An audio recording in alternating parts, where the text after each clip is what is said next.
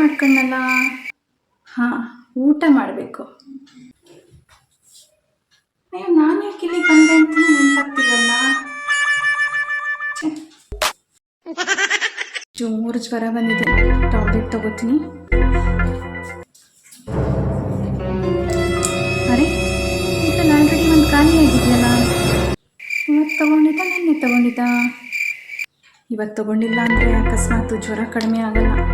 Tablet ತಗೋತೀನಿ. ಅಕಸ್ಮಾತ್ ಒಂದು ಟಾಬ್ಲೆಟ್ ಎಲ್ಲಾದರೂ ಆಲ್ರೆಡಿ ತಗೊಂಡಿದ್ದು ಇನ್ನೊಂದು ತಗೊಂಡು ಏನಾದರೂ ಡೋಸೇಜ್ ಹೆಚ್ಚು ಕಡಿಮೆ ಆಗಿ ಸತ್ತಿತ್ತು ಹೋಗ್ಬಿಟ್ರೆ, ಯಾರಿಗೂ ಫೋನ್ ಮಾಡಬೇಕು ಅಂತ ಫೋನ್ ತಗೊಂಡೆ, ಅಷ್ಟಕ್ಕೂ ಯಾರಿಗೆ ಫೋನ್ ಮಾಡಬೇಕಂತಲೇ ನೆನಪಾಗ್ತಿಲ್ವಲ್ಲ. ಅಯ್ಯೋ, ನನ್ನ ಹಸ್ಬೆಂಡ್ ನೇಮೇ ನೆನಪಿಗೆ ಬರ್ತಿಲ್ವಲ್ಲ. ಏನು? ಓಕೆ, ಸಂಜೆ ಅವರೇ ಬರ್ತಾರಲ್ವಾ, ಅವ್ರ ಹತ್ರನೇ ಕೇಳಿದ್ರಾಯ್ತು.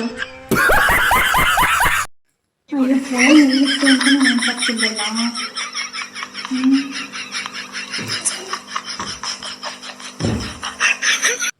ಸ್ನಾನ ಮಾಡ್ಕೊಂಬರ್ತೀನಿ. ಅರೆ, ನಾನು ಸ್ನಾನ ಮಾಡಿದೀನೇ ಇಲ್ವಾ?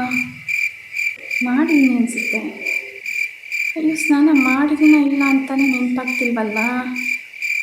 ಹಾಂ, ಟವೆಲ್ ನೋಡಿದ್ರೆ ಗೊತ್ತಾಗುತ್ತೆ.